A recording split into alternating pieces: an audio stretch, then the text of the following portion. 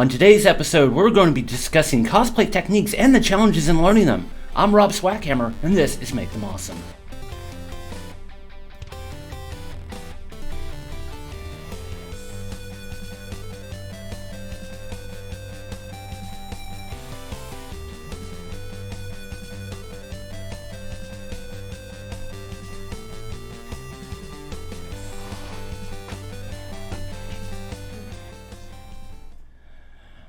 Alright folks, welcome to Cosplay Conversations. It's Sunday, it's 4 p.m. Central here. Like I said, I'm Rob Swackhammer, and of course, we've got...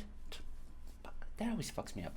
Tacocat to the right of me here. I had good point directions, Rob. I think it's the whole mirror, like the mirrored video problem is what it is, that like it always fucks me up. So, I don't know. So how you been, man? I'm here. You're alive, which is good. That's good. I know you've been working, again on more and more cosplay stuff. I myself just and been homework. Yeah, and Lots homework. of homework. So many Zoom classes, right? Yeah. Well, I have two classes, one of which is on Zoom, the other's online. But then I work in two classes that are on Zoom, and then I also work in the Physics Help Center, which is online on like GatherTown. It's some very like early 2000s. Oh God. Online game little figures that you like use arrow keys to move around. Oh God. So, wow. Yeah. Lots of time sitting in front of my laptop. Yeah, I was gonna say for myself, mostly just working on stuff for the channel, some behind the scenes stuff, which we're still working on. I was gonna say one thing, kind of like as a cute thing here, I've finally found out that my Neo Geo beer mug has shipped from Japan, so I could be even more on brand, for this stream. I'm on brand Texas with my blue bonnet cup. Yeah. So let's actually talk about some of the cosplay creation techniques. We actually got like quite a bit of a list here, but first I want to actually start on one you've been sharing a lot more online, which has been the Hannah Alexander Zelda that's behind you. And right now you've been discussing, more about your fabric choices and your dye choices and your dye technique and how that all plays together and trying to figure out, it's like, well, what looks right for the art. Yeah, that's slightly challenging to always get it right to the art because some of the colors are very bright and vibrant, more like the organza that's on here. Mm-hmm. And like I tried to get the matte satin, which move. Yeah. So this is matte satin right here. This and this are a polyester dupioni fabric. So I used Rit Dye More to dye all of the fabric you see right there, as well as the lining that is behind me on the ironing board. Mm-hmm. Got turned for a second. And one of the things with the artwork is the colors are very bright, like the organza at the top. Yeah. However, like this is, what should be easier to show with this? I couldn't get the pink much darker than this of the matte satin with what I was doing. So this, compared to that pink, isn't quite as vibrant. And same thing with the purple. The organza dyed very, very dark, which is right here. Very, very vibrant and dark. While the matte satin went much lighter. The dupioni actually kind of dyed slightly like bluer, so I dumped it back in pink Rit Dye More to sway the color of the purple. Right. So it was a lot of testing. And like I said, it's hard to get necessarily the huge, bright, vibrant colors with dye. Because it happens on some fabrics, but not others. All of this is polyester fabric, yet they all dyed differently. Right. So, and that was always one thing I've been wondering about. Because, like, if you go look at the original art piece, like you said, it's very bright colors. So, and, if we would go talk about anime in general, great example, Sailor Moon, both the original and Crystal, super bright colors. So there's always that bit about, well, A, can I actually get this color or anything near it in real life? And B, does it actually look good? Is that, like, you can, like, for most of the fukus, unless you go with manga accurate, the super moon and chibi things, which have the skirt ombre, for that, you have to, like, airbrush or maybe dye it. It'd be a challenge to dye. But you could airbrush to possibly get those bright colors. And then the other ones, you can get satin in whatever color, generally. Now, finding the right color satin will be a challenge because every place is satin. And depending if you want matte satin, you want shiny satin, you know. Well, I was going to say, and the other question is, how many places actually have swatch books available? I mean, I know you love those things, so. I do. I like my swatches. Yeah. I have a binder full of swatches. Yeah, because I know you get quite a few at times when you're trying to, find the right color or texture for a costume. And we've even had that problem with wigs, because, like we have, the wig clip ring for Arda. And I think, that handy tip. If you buy wigs from Arda, get one of these. Yes. They have it for classic and silky. Epic Cosplay, I don't know if they have an actual ring. They might, but if not, they do samples of the fibers. Right. Well, I was going to say, and there was one other places. What's that? Sorry? Like, where was I looking possibly to get my Aurora wig from? I talked to you about it. It's like Wig is Fashion or something like that? Yeah, Wig is Fashion. I was debating between a few colors, and I'm like, but I don't know what these colors actually look like in person, or the lighting that all of these review pictures were taken in. And they all looked very, very different. Yeah. So that's why I'm like, screw it, I'll go with Arda. I know their colors. Yeah, and that's also a thing I think about for photography, even with like our original stuff.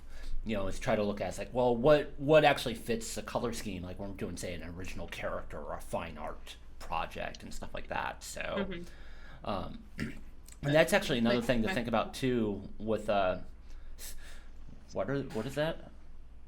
This is part of the swatch book. If you order swatches, put them on paper. Say where you get it from. So this is Fabric Wholesale Direct, and write the color. Okay. It will save you time. Put all of this in a binder. I have it organized by where I get it. So, like, a majority of these samples are because of Sailor Moon cosplays. Mm-hmm. It's matte fabric. Here's Dupioni. Here's a whole bunch of stuff from fabric.com. Well, so it will help you in the future to have a book instead of loose swatches that you can easily lose. Mm-hmm. Like this. These are going to go on paper and be put in that binder. Well, or like our friend Rebecca, Twin Thrones Cosplay, like she has that binder of all the dye tests she does with wig fibers. Yeah. So like she does, say she went ahead and dyed this color out of something, she writes down what like ratio of dye to water did she use, what temperature was the water, how long was it in, and she has a series of them, and they're kind of looped. And I was gonna say she also. Yeah, she also writes out the dye recipes, from what I remember. So yeah, the ratios of the dyes. Yeah. So, yeah, that's always an interesting thing to think about in, making your costume. And kind of to a point, you have something I wonder about, and I don't even know if it's really a big concern. What's the aim of showing off a costume? Is it for contest? Is it for photography? Or is it just to make the damn costume? How does that all play into it, And sometimes you fall into all three of those categories. Which is true, which is very, very true, especially with us. So, so with that, let's actually go ahead and talk about the SheProp challenge.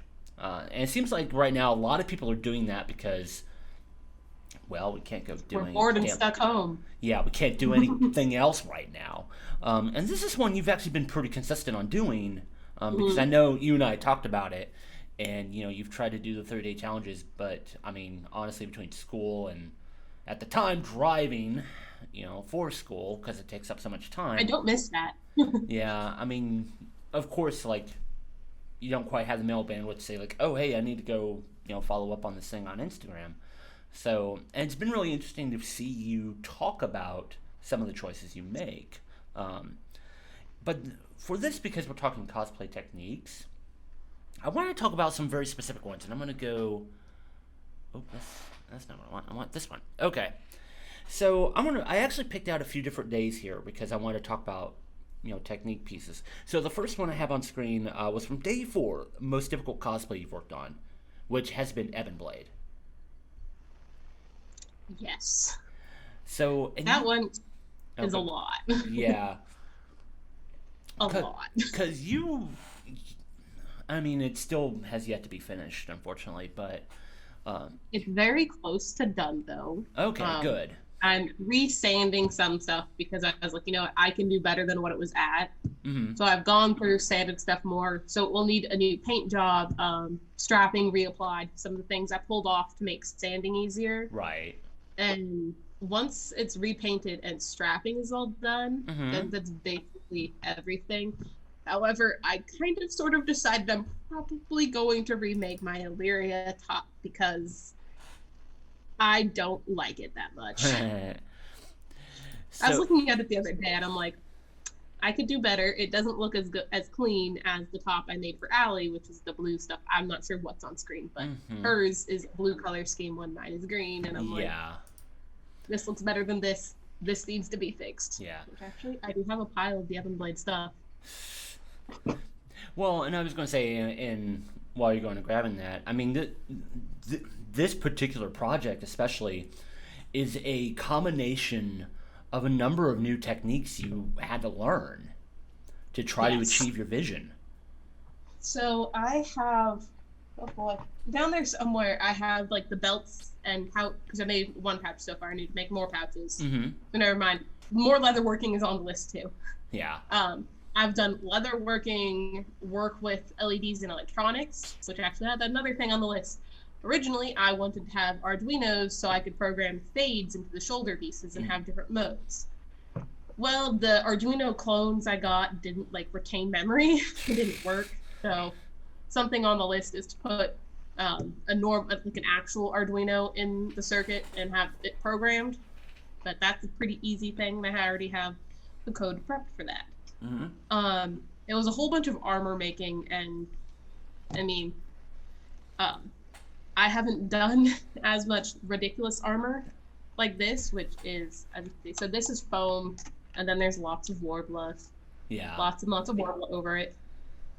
Which, why worbla? Well, the first costumes I made, which were, well, the first armor ones, were Ebon Blade and Xiaocheng, which were all EVA foam. They were the foam masks that are like that thick.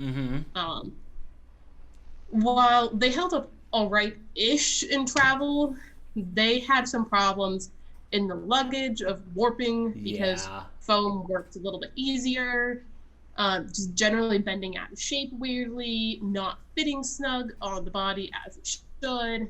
So something like this, while it is still a little flexible, because this is just the wrap method of worbla, not 2 layers, because I wanted to be cheap and not use as much worbla, it's going to hold up better in travel. Yeah. And I tested that with my Bowsette top and the bracery thing, and it did work. So, and that top traveled far better than like the Sylvanas EVA foam top that is pretty much a very similar design, but just all foam rather than foam and worbla. So, but yeah, so I also, none of these have foam clay on it, but I did a lot of sculpting of skulls. Yeah. So both of Lauren's shoulder pieces have kind of human skull things with weird oozy bone mouth things. I don't know how to describe it. They're really weird. And then the shoulders for Barisa, which Allie is going to be wearing. Yeah. Those are dragon skulls with like these massive horns and then blades sticking out. And like these huge jaws. Like I can put it over my head to give you an idea of the size of these shoulder pieces. It was kind of crazy, yes. And then the one for mine has a dragon skull and then kind of like a wing hanging out. Yeah. So I had to do a lot of sculpting of all these different details. So I had to learn how to do that. And then set the electronics. That was pretty easy. Like this is a simple circuit. So that was easy stuff. Yeah. The rest of it was not easy stuff. I'm gonna. Yeah. So you learned quite a bit here. And actually, let's go ahead and move to the next one because this is day 7, which was new techniques, and you did leatherworking, and like you mentioned earlier, was Ebon Blade. I'm actually pulling up the picture on my phone so I can look at it. Oh, okay, gotcha.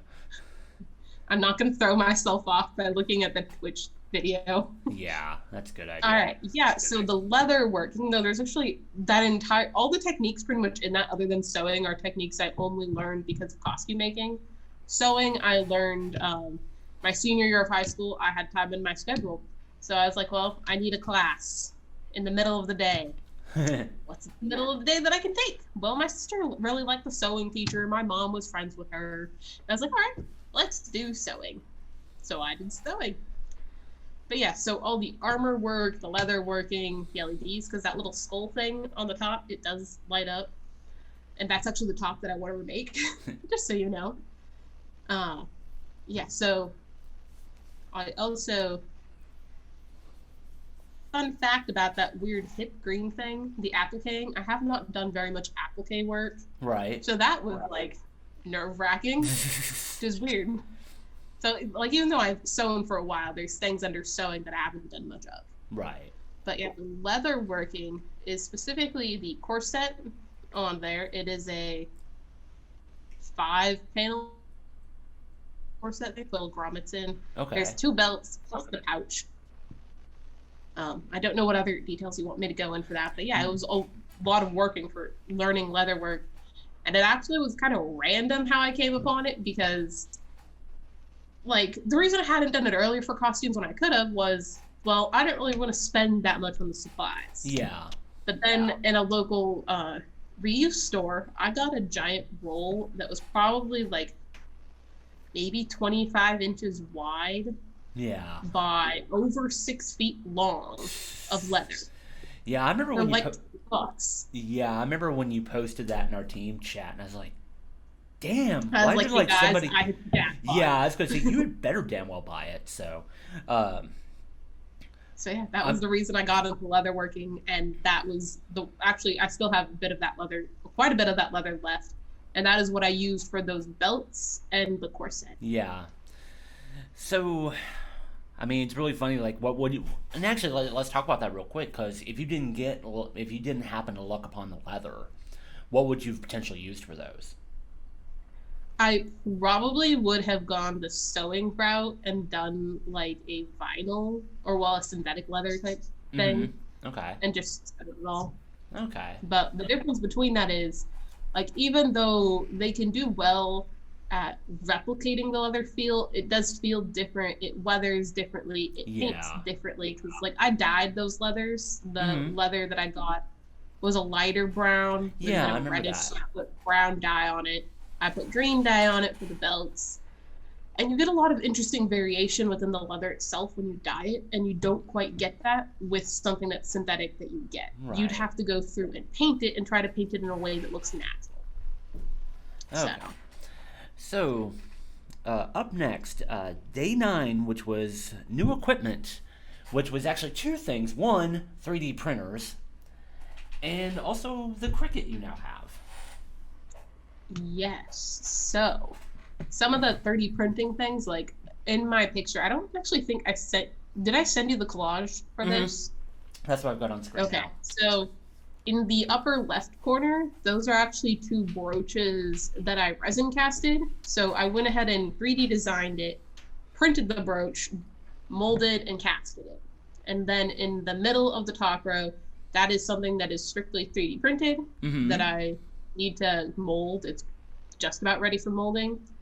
And I also modeled that myself. And then the garnet rod for Sailor Pluto, I 3D designed that and printed it. Well, it took forever to print. Forever, because at the time I only had 1 printer that could do very tall things. And like a genius, I decided to cut my rod up so that it was all in sections that were like this big. My first printer, which is right here, has a build plate of like 5 by 5 by 5. Yeah. It could not print any of the pieces. No. Yay! But now I have another one that I got for very cheap at Joann's Let's Place that can do tall prints. Then there's some of the shirts I've done with my Cricut, because I got bored, and Lauren and I like Sailor Moon. Well, and yay! And some of that, and actually with the Cricut, I mean, some of what you've learned just by doing this, and there's been other items you worked on, like the dice bags and stuff like that. That stuff you can apply to cosplay, and you were talking about doing it for Zelda. Oh yeah, for sure. So, actually with Zelda, I had 2 ideas for the skirt for how I wanted to do it, depending on what kind of self-torture I wanted to go through. One is the using heat transfer vinyl and ironing it on, and just, trying to be careful not to get it wrinkly and stuff like that when you're doing it, because you need to be careful when you're doing the vinyl. Yeah. which is some of the things I've learned throughout some of these different projects. What heat transfer vinyls tend to do what. There's some of the foil ones that will wrinkle a lot more. Some of the holographic ones kind of like have a layer that will peel up. Mm-hmm.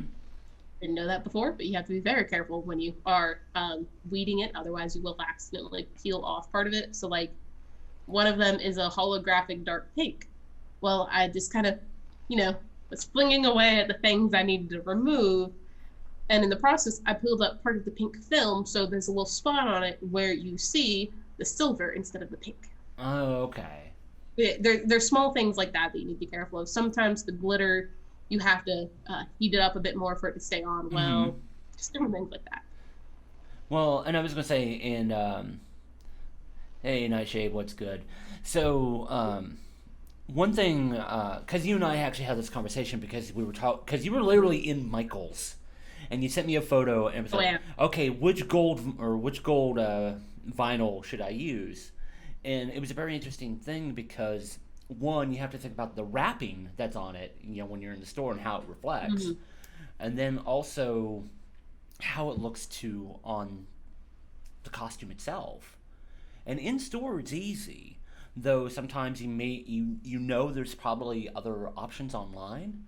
But until you can get them in your hands and look at it, I mean, the two golds we were talking about are in this picture. So the first gold is the very shiny one I used for Sailor Galaxia. Right, okay.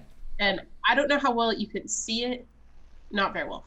But the little moon on the Eternal Moon one, that is the slightly more matte. Yeah. But it's a very light colored gold. Like, it's more towards a champagne-y kind of gold than a gold. It's not very bright. It's much more dull in comparison. Mm-hmm.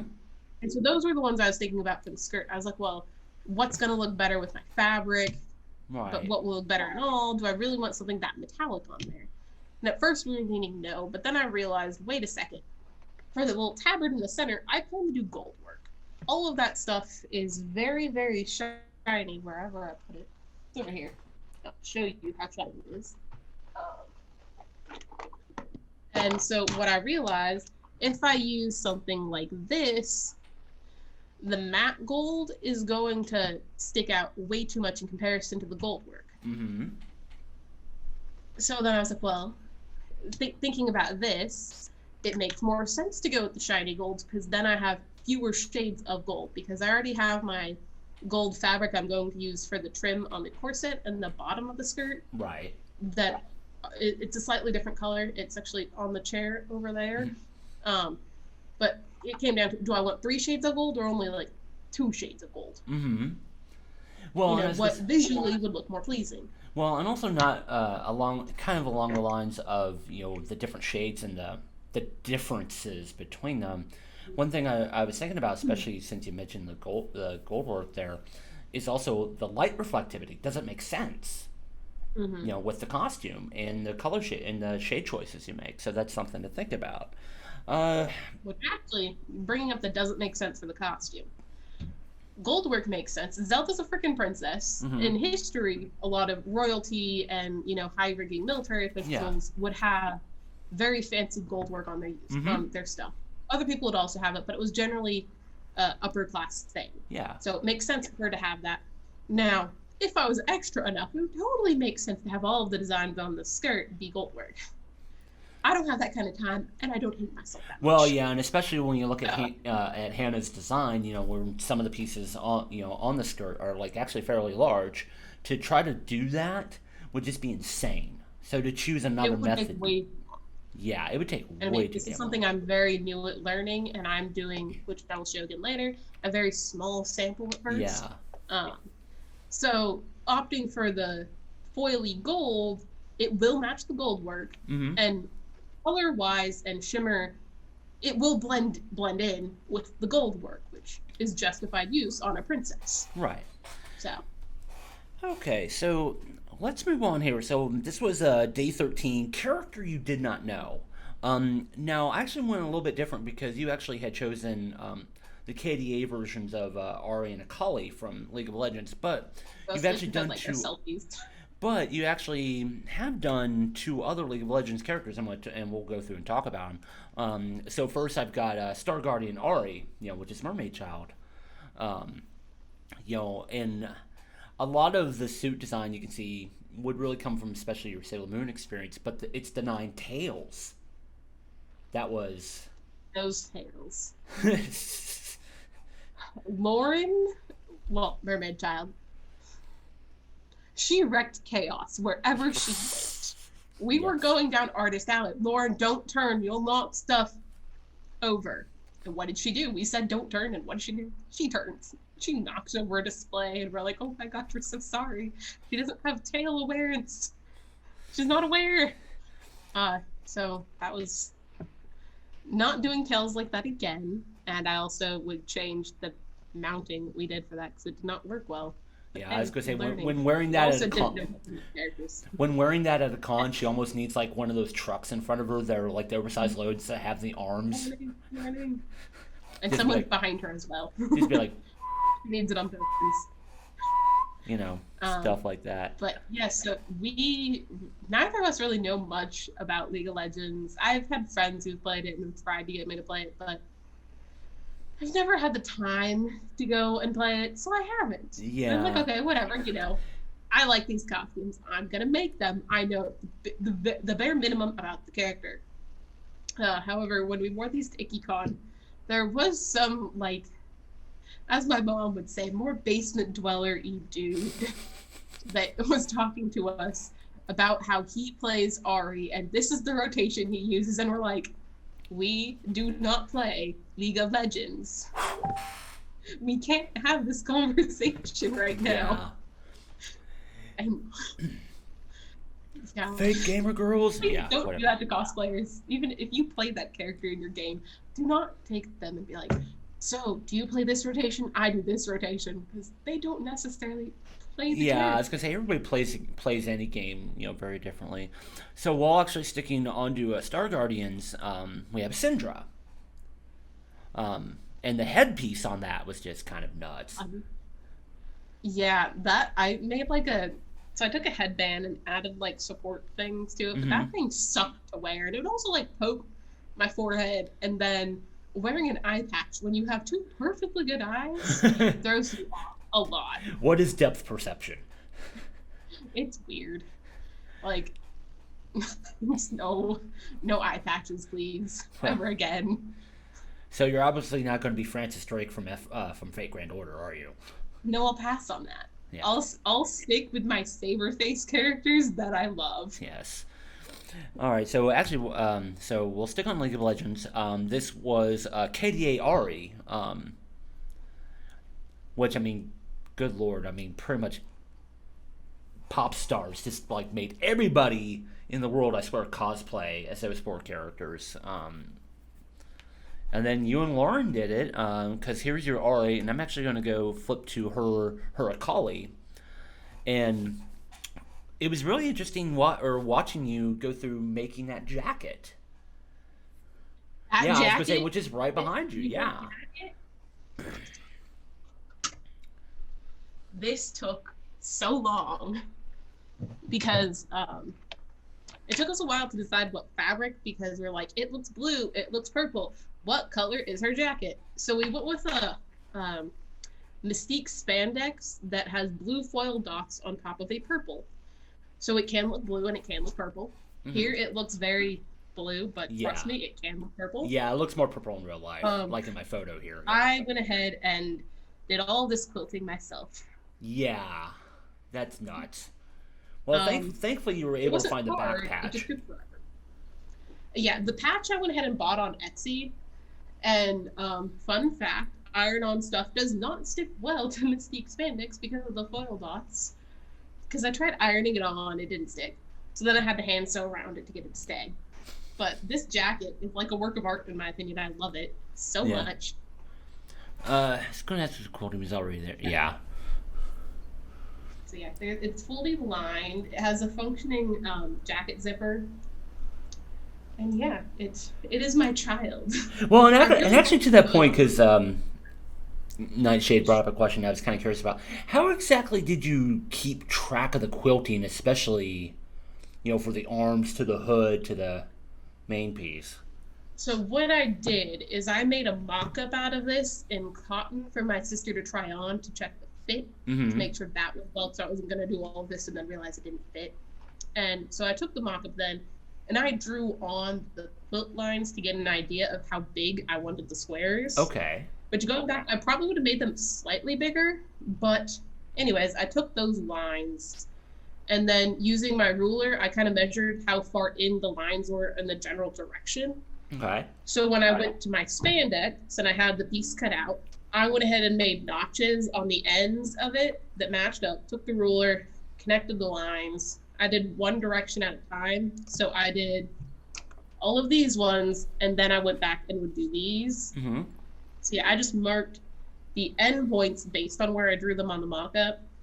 And then using the ruler, I kind of just did the middle parts to make them however far apart they are. Right. I don't even remember them, maybe like 2 inches. And some of the seams do line up like perfectly.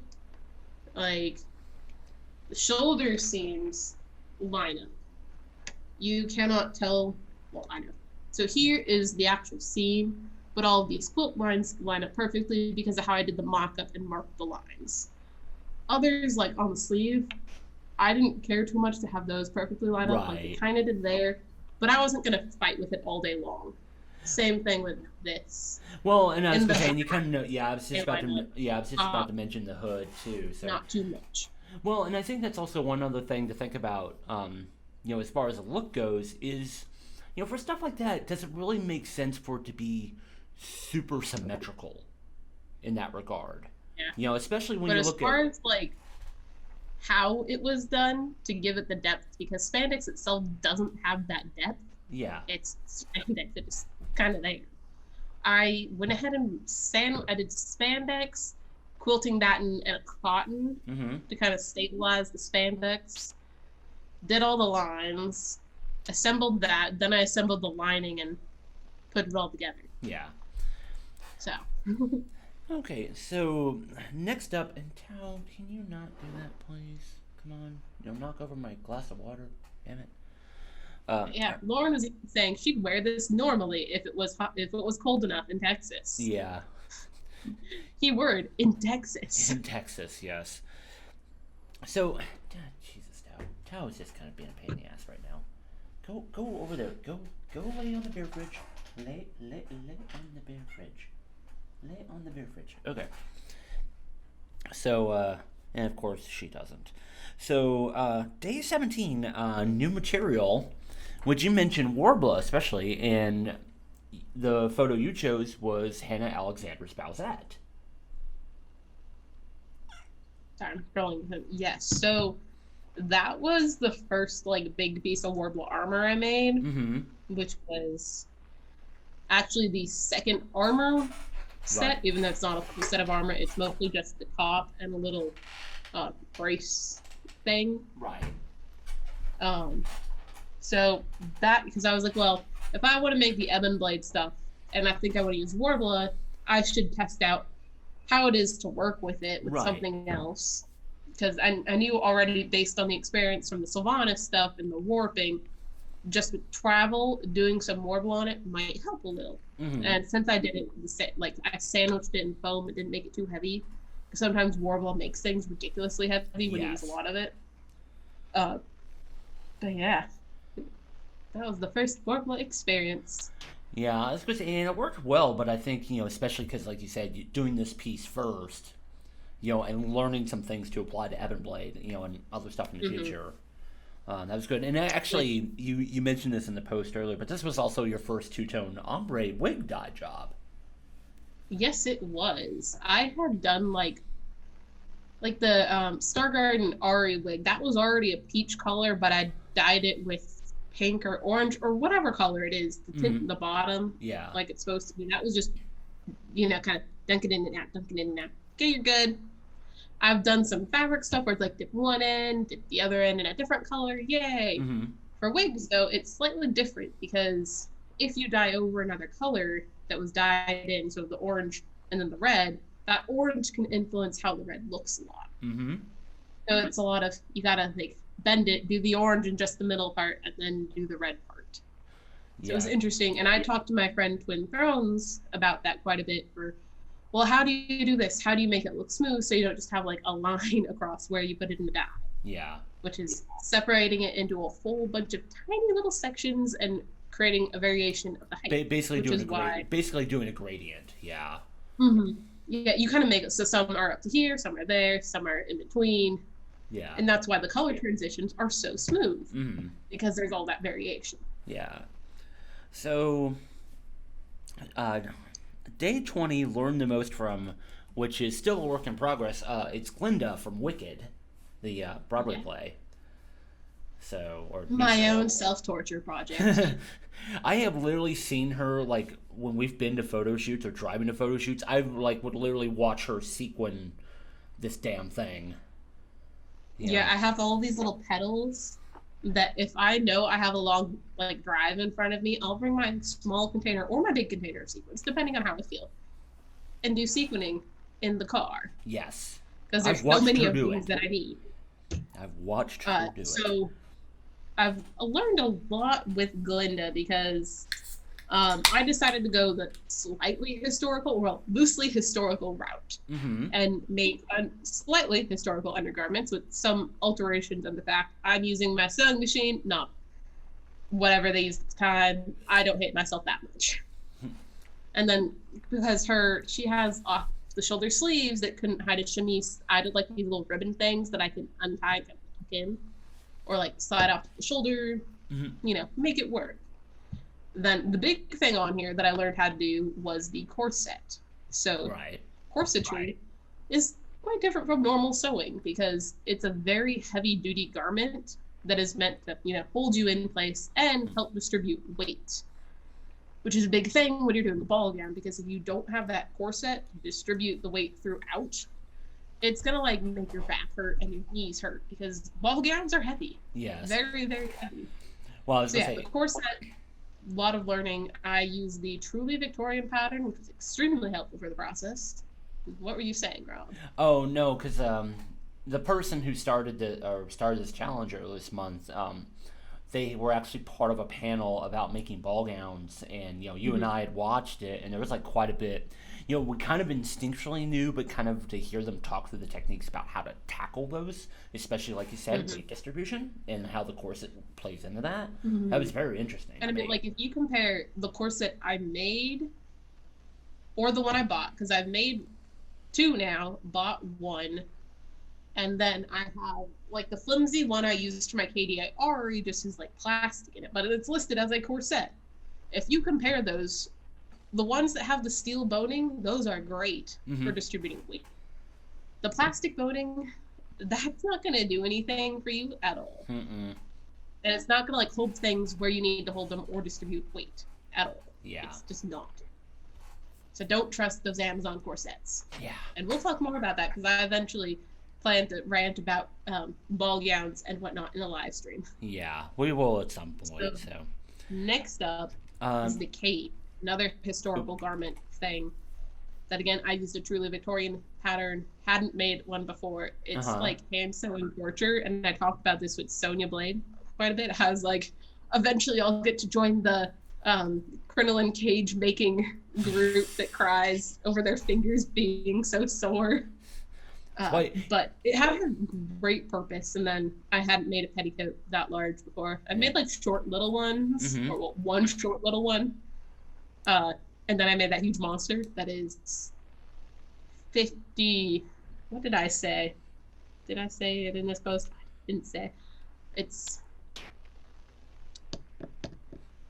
like 56 yards or something around there of 60-inch wide organza that was cut into strips that totaled to like 240 something yards, just like counting the strips of fabric that were gathered and assembled.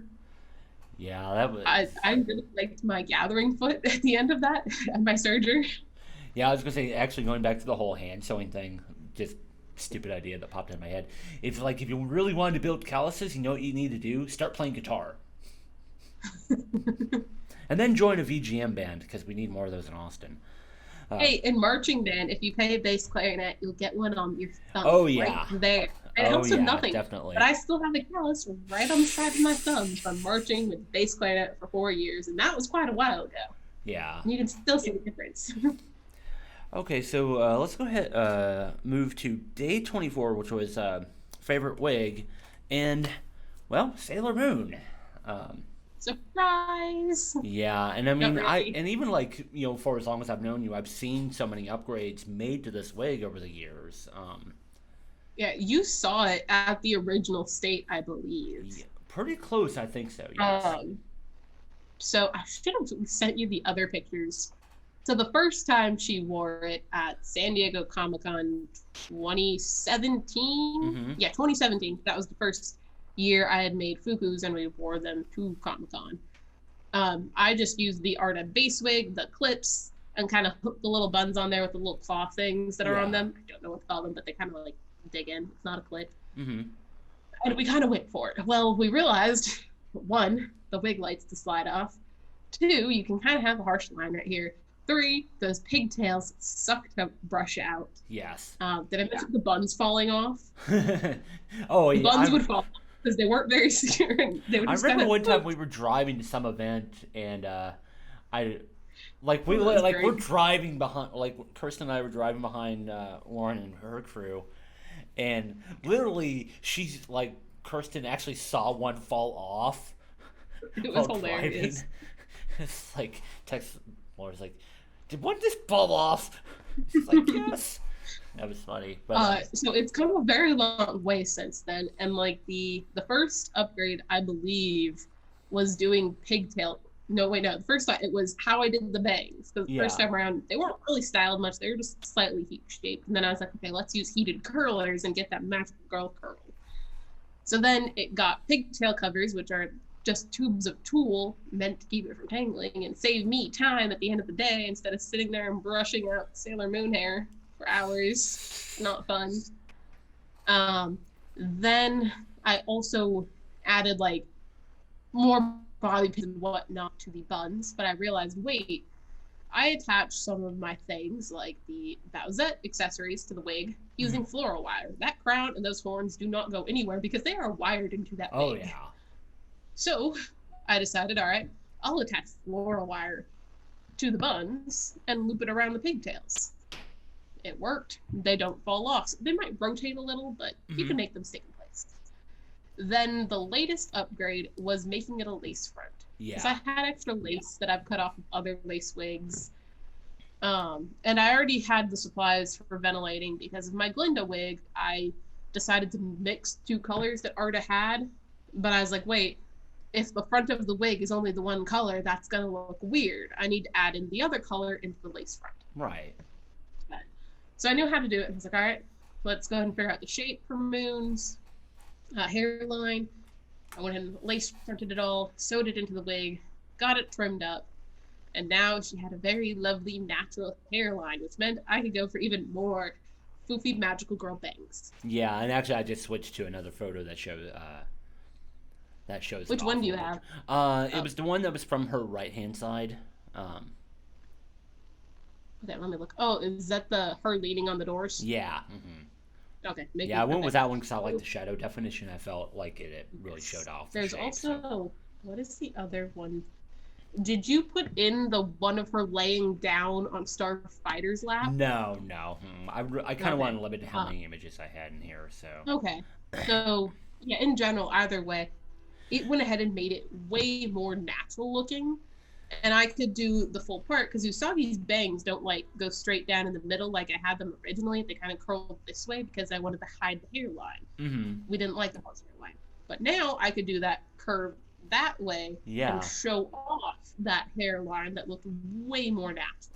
yeah, I was gonna say, with doing that work, it definitely looks a lot closer to her design. So But one thing I'd mentioned to Rob before we started this, a runner-up wig for the favorite wig was my Sailor Chibi Moon wig. I love its poofy little tufts, and the bangs are very nice. However, it's not lace-fronted.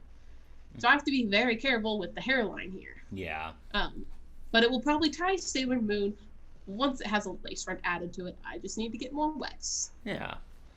Yeah, that natural look definitely helps wigs that have that very exposed hairline. Yeah. And it can actually help secure it more. Just use the glue, not tape. Lauren used tape for Sailor Moon the first time, and her wig slid back and kind of like pulled into her hairline, and now she has a slightly jagged hairline from the tape pulling hair out. So use the glue, and like use alcohol or whatever remover. Take it off. Do not just pull it and go. It will be painful, and it's not fun. I've done it before. I was going to say, so literal rip. Yes, literal rip. All But right. shampoo can help remove it from your hair and your scalp. Yeah. So, All right. So day 27, which was a costume redo, which is also very apropos for this, is Sailor Galaxia. 26, not 27. I haven't done 27 yet. Or sorry, 26. Thank you. Which is Sailor Galaxia and Eternal Sailor Moon. Yes. So I made those back in 2017. Yeah. And Eternal Sailor Moon was the third Fuku I made. Yeah. So I still didn't, like, there's still things I could learn way more about Fuku making. And even now, like, skill-wise, I can learn a lot more, especially from the Cosmic Coterie. They are amazing. And, like, the Geeky Seamstress is a Fuku wizard. Mm-hmm. She is just amazing. It's just like, bam, cool Fukus.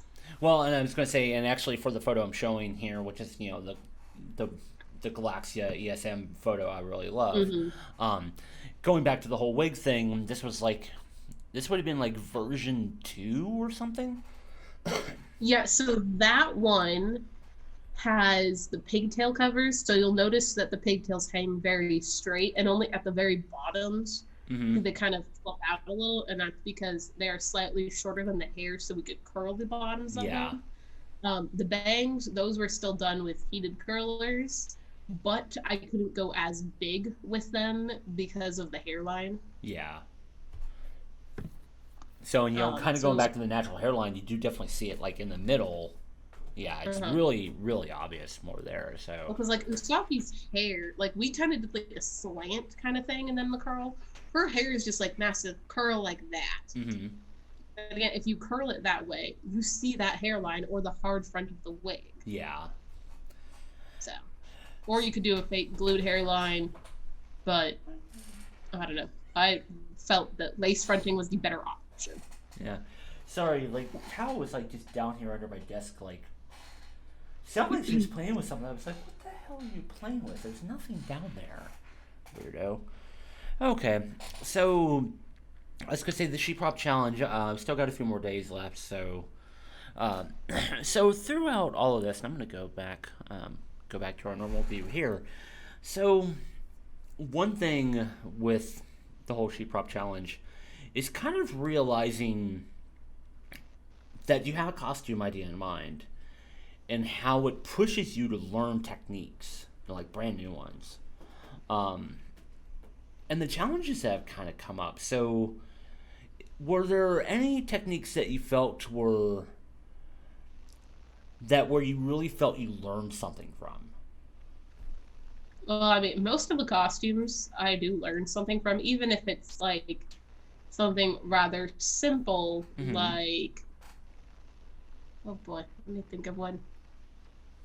So, even if you look at like the KDA jacket that I showed.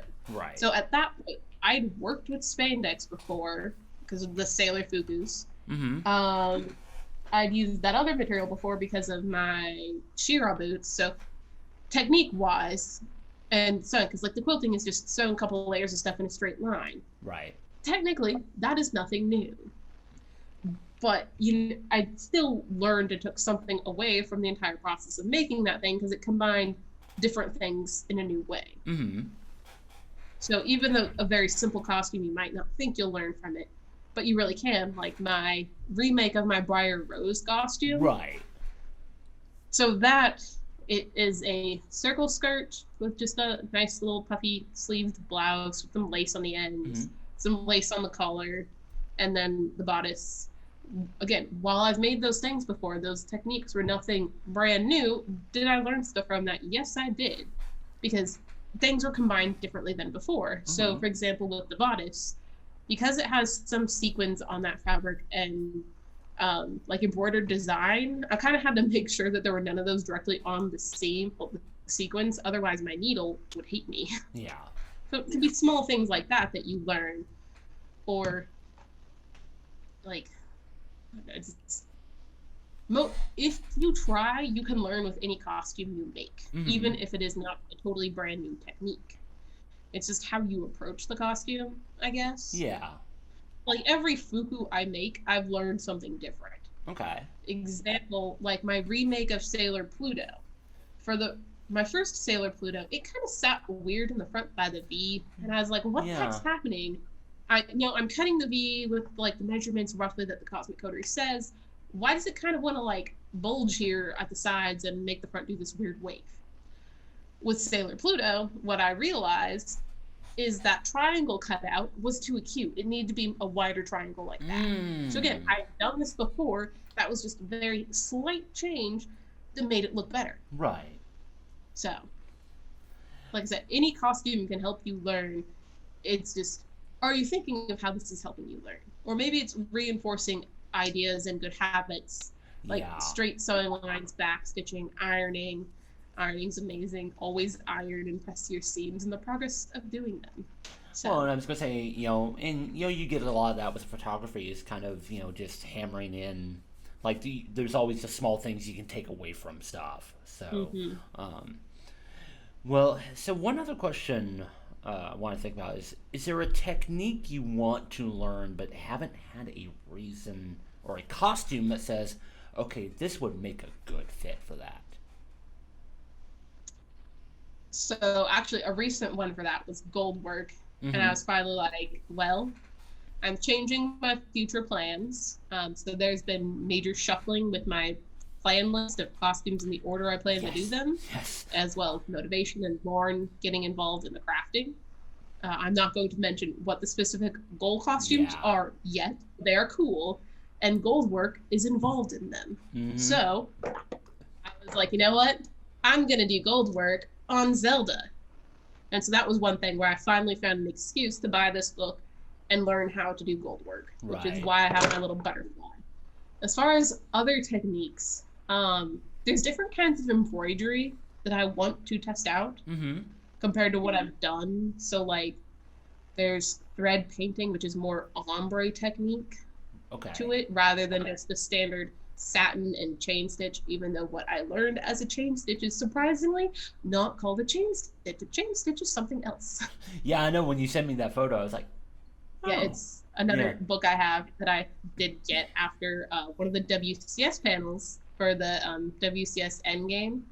I went ahead and got this book, and I flipped through it and looked at the stitches, and I was like, oh, what I learned and was told was a chain stitch. It's not really a chain stitch. Don't always trust the internet on info. So. Well, no, this was in my sewing class. We spent like 2 weeks doing embroidery, and we did like little things. And she was like, yeah, so this is how you do satin stitch. And then like you can do a border and add some extra detail doing this chain stitch, which I was taught was like you take your needle, stab it through the fabric, and then you're going to go back up through where you did that stitch. And then you just repeat that on it. But it's not a chain stitch. Oh, man. So, but techniques. There's just so many things out there that I haven't done yet that I really want to learn. Right. And also towards that costume goal that is probably going to have to be started sometime next year is going to be making like a fitted jacket.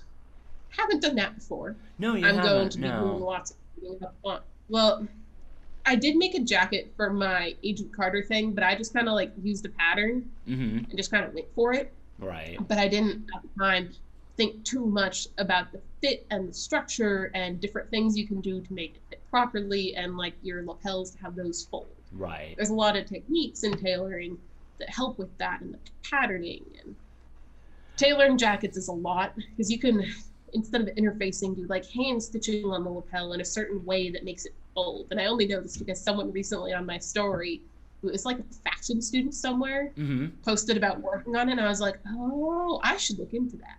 So I'm using this costume as an excuse to learn more about more like very structured tailoring compared to Right. what I've done. Because while I do tailor things to fit me, it is definitely very different than proper tailoring. Mm-hmm. So Well, I was gonna say, or if anything, I have you like redo the vest and jacket for Shakespeare from the Easy Cosplay that I've got for Shakespeare yeah. from FGO.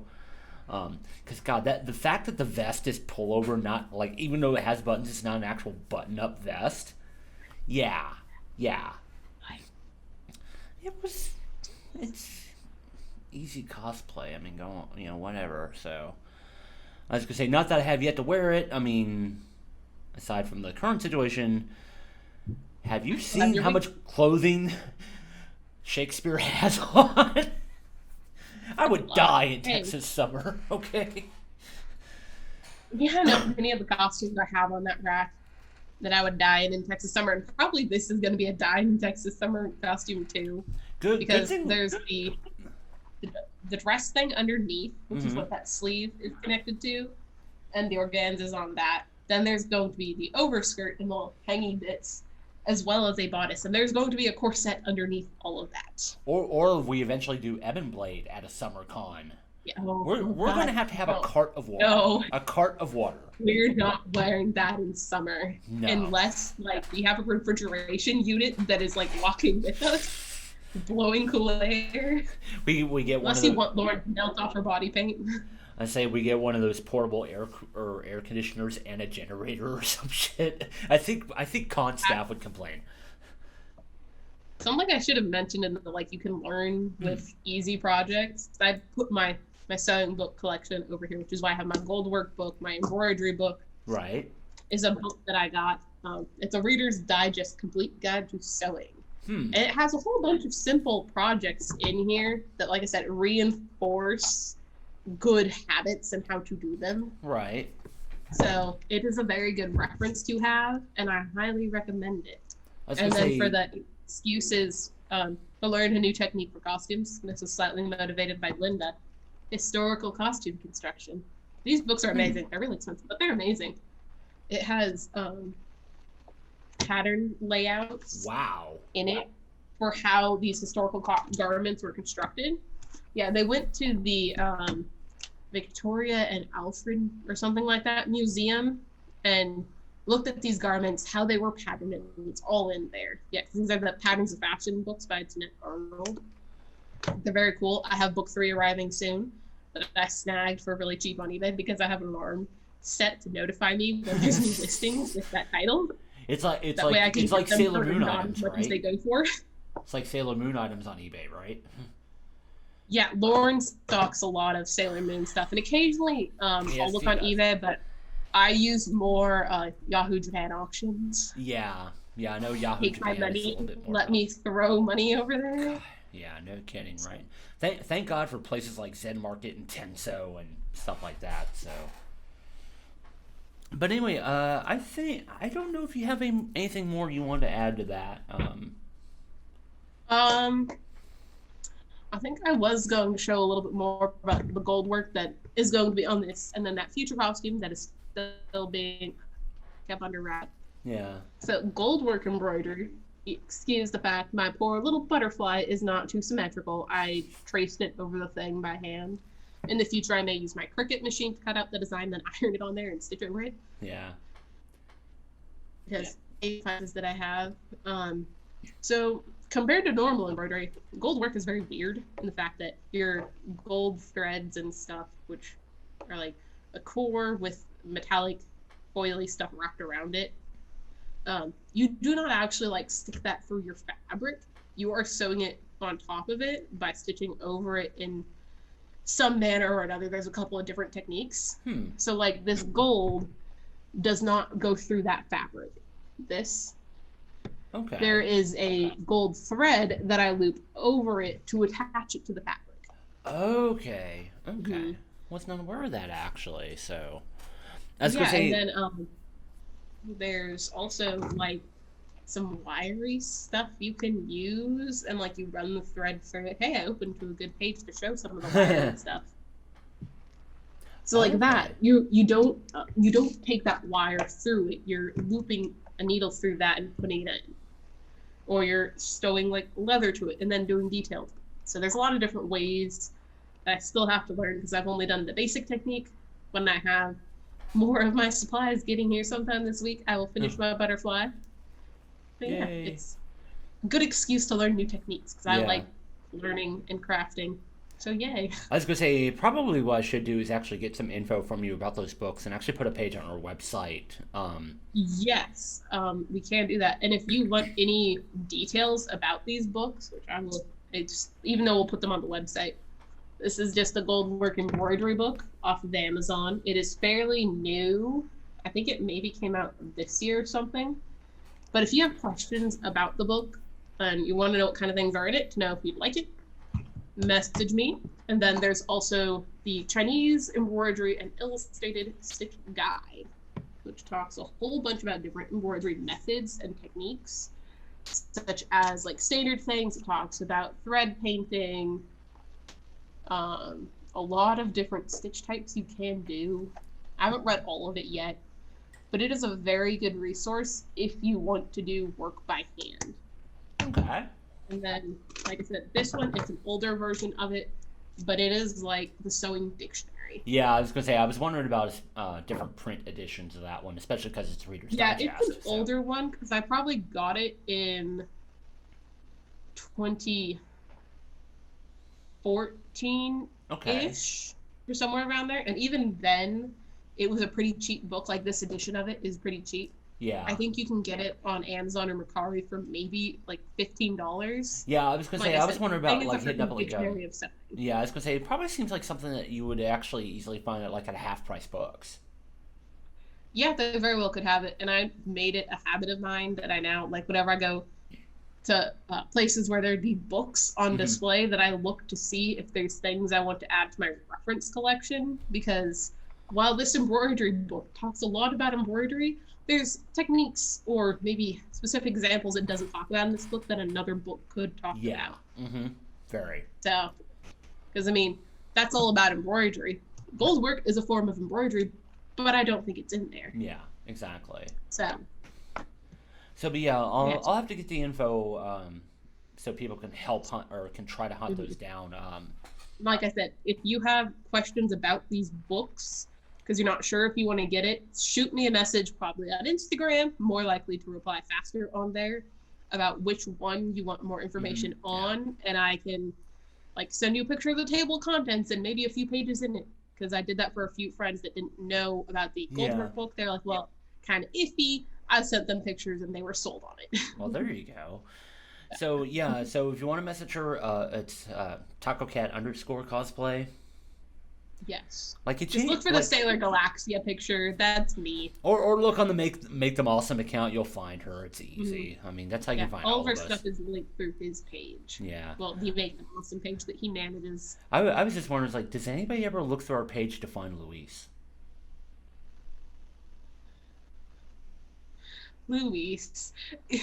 Have you seen lately his thing is commenting on my stuff, calling Lauren the prop Ren, because so far she'll do very small work towards our costumes, and I mostly just dress her up.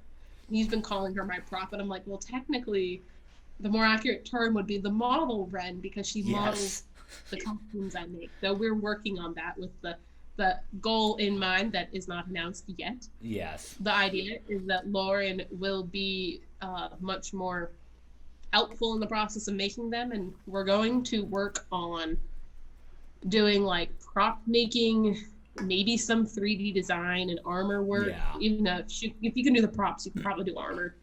So that those are kind of lumped together, but the iffy thing is 3D designing and finishing stuff. So if that does work out, we might have to loop Lauren in to get, a bit more in of like, well, this is how we're teaching her this stuff, and how is it from her perspective, just learning it in this manner. Maybe it will lead to something interesting.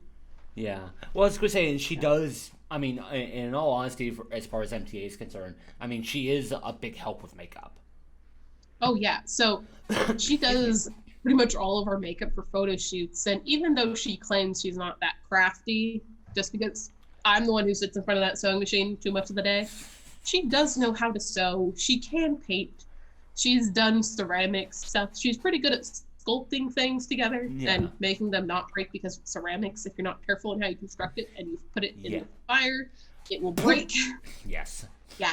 As far as I'm aware, not many of her things have ever broken, and she's pretty good with the sculpting. Okay. So that's why I think that she'll really enjoy working on props and armor, where you, again, when you're working with normal foam, it's not so sculpty, but if you're using worbla or foam clay, right, it is much more like sculpting these shapes. And so yeah. I've strategically picked things she might like to work on, and I do have a list of costumes that she is going to sew for herself. I'm actually, because our artist wigs sale going up at midnight, going to buy a wig for one of those costumes. It's one she's won. It's Tsunade. It's pretty, from Naruto. Oh, it's a super easy thing to sew. It's not going to take long. I need to look through my stash to see if I have the fabric, but I figured that's a good first few projects for her to do, because it's actually just straight lines. Actually, I didn't even know she was like into like Naruto at all. Oh yeah, she is. She's been harassing me for a long time to make her Tsunade. I just haven't. And I know her make it for herself, and I will oversee what she does. Well, okay, I'm gonna phrase this as in my head. Like, I know Tsunade's character and what she looks like. Why does that not surprise me for Lauren? Yeah. Because she's been wanting it since before Weaver did Tsunade, and as soon as Weaver did Tsunade, she's like, why don't I have it? I want it. I want it now. But I didn't make it for her now. She'll make it for herself. So maybe I would actually make for an interesting series, kind of like the two perspectives of the, me overseeing the work she's doing, and kind of giving her some pointers on, well, if you do it like this and approach it this way, it will come out a little bit nicer to her point of view, which, again, she knows the basic of sewing, but she has not sewn in a couple of years. Yeah. Because mostly I'm like, if you're going to touch my sewing machine, it's only going to be with me sitting there watching you to make sure you don't hurt my sewing machine. I'm just waiting for you to like be there like with a Catholic nun with like the ruler with the metal edge, so when she fucks up, it's like whack. You got to have the metal edge, because that's the real. That's the real. Or maybe I'll get her midnight writing the writing thing. Yes. I don't know where it is, but we do have it somewhere. And she also has like a little flogger. It was so weird when we went to like do photo shoots and wear those at convention, because she's there like, I have my character accurate props. People might question what I do in my spare time. What was the conversation when she ordered that and the handcuffs? Because we did the photo shoot for downtown with Sonia, and I was like, wait a minute, are we saving this for the $50 tier on Patreon? Only $50 tier? Come on. She ain't that cheap. Have to be $250 at least. And actually, I remember our friend Matt Hood, who assisted us on that shoot. He was just like greatly amused, just like carrying that around while we're walking around downtown. He away from props far too much. Yeah. And then when we were at A-Con is when we wore those, and we were with like other My Hero Academia people for pictures and stuff. They're like, you have her props. I guess not a lot of people actually carry around both of the props. Yeah. Actually, just one last thing we'll say about the MHA shoot before we go. Actually, the one thing I really appreciated was like we were just randomly walking from like one place to the other to do for ideas we had, and there was people who recognized what you guys were from, like all of you. So. And actually, during Comic-Con, when we were waiting on the little trolley thing to go back to where our hotel was, there was someone on the other side of the platform that was like, Froppy, midnight, hi! Yeah. It was great. There was someone else that was on the same side as us that asked for pictures. Oh, good. Yeah. So, well, at least Tao is not quite being an attention-needy shithead right now. Hey, do not tempt her. Yeah. Well, at least it's like near the end of the episode. So, so real quick, we are still working on A World Without Cons, that series. I've got the people lined up. It's just really getting the timing so we can actually have our discussion Because we want to talk through some things before we actually have the live stream. So you'll probably hear more information about that soon. And but heads up, that might potentially be sometime next weekend. If you check our social media, we will be saying this, but I know we talked a little bit maybe about next Saturday. Right. So. Well, I was going to say, that was actually going to be for... hang out with us. Well, that was actually going to be just for, like, the talking point discussion. Because we want to make these really good discussions. And because we're doing artist, cosplayer, and musician, there's very different things we all have to think through. So I want to make sure to talk to them and say, like, okay, what are the points I didn't think about and stuff like that. But I think it's going to be very interesting to talk about all of this because we never had to think about it. And maybe we'll do one, like, after we do all three, we'll do one all together, like, all of MTA, and just kind of talk about it as well. So we don't know yet. Well, yeah, because there's so many different perspectives with how people are doing and whether they're working on stuff or not going on right now. Me, I'm being pretty crafty and working on stuff, but that's only because I have the time, and if I didn't, I would be insanely bored. Yes. And so I'm mostly doing this just to prevent boredom. That's it. Yeah. Well, there's other people who might not have the capacity to do that and are trying to prevent their boredom in other ways. Yeah.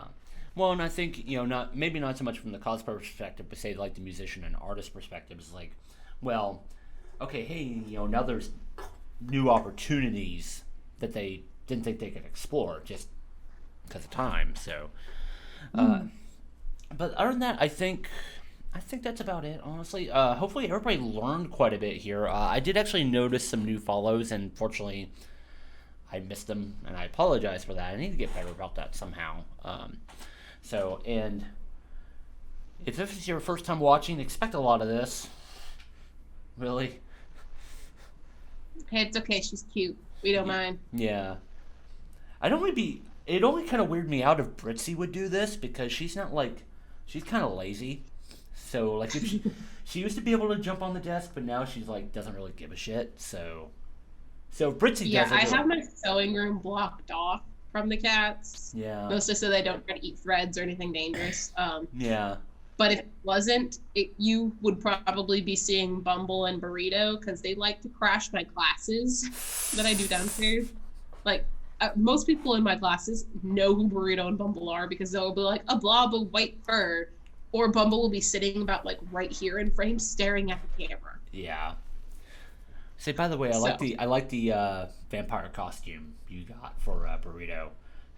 Hey, and it was pretty cheap. She got a vampire costume. It's a little hat and cape, and bat wings. Yeah. All for like $8. Nice. And she's adorable. So, but anyway, like I said, we hope everybody learned everything. We're definitely going to be working on, like I said, a World Without Cons. We're also going to be working on more cosplay educational material. You should see our list of what we want to cover. It's a lot. And we're going to be bringing in people for this. So, and God damn it, Dow. Jesus Christ. And actually, now that I think about it, one thing that's not on that list that we probably should put on the list is going to be embroidery and Goldwork stuff. Yeah. Well, so it's like I said, I've done quite a bit of hand embroidery myself. Again, mostly just using satin and chain stitch coughed off. Not really a chain stitch, but we could talk about it, show you a lot of different things. And if there's any of the things we kind of briefly touched on in this that you'd like more time spent on, let us know, and we can see if it's on our list. And if not, we will try to put it on our list and, think of a bigger plan to tackle that subject. Yeah, like I said, if you've heard anything that you might think make for a good idea for a stream, message myself, because I have all the social medias. It's literally at Make Them Awesome everywhere. So we're not hard to find, thankfully. So, and through the MTA thing, you can find any of the members very, very easily. Yeah, very much so. And this is what Tao does. She just wants to grab a finger. Aww. So yeah, actually, another thing that I do a lot of that I don't have on the list is mock-ups. Like, the reason why part of Zelda is this white color, it's kind of creamy, I don't know, it's white, is because I made the pattern myself did that to test fit, make alterations before I do my main fabric because I don't want to screw it up and have to buy and dye more fabric. So it saves you money, kids. It saves you it money. does. It takes more time, but it will save you money, and you will not be as stressed once you get that perfect fit before cutting on your expensive fabric. Yep, there you go. Yeah, you don't want to hurt your fabric you put a lot of time into. Yeah. All right, so let's go ahead and end it here. Folks, we hope you enjoyed today's stream. Hope you learned a lot. This was actually like our very first, like, more cosplay technique focused. We have had other ideas, and we're going to work on them. We're going to bring in other people you may have not had exposure to and can learn from, and hopefully you get something from it in the future. If you want to keep an eye on us, like I said, it's literally at Make Them Awesome, pretty much everywhere: Facebook, Instagram, Twitter, even though I've been bad about that. It's also on Twitch. It's also on YouTube. You're going to see this video up there probably later today. So, follow. We're easy to follow. So, hopefully you enjoy our content. But, like I said, we're going to end this here. But if anything, most importantly, get dumb ideas, make them awesome. We'll see you next time.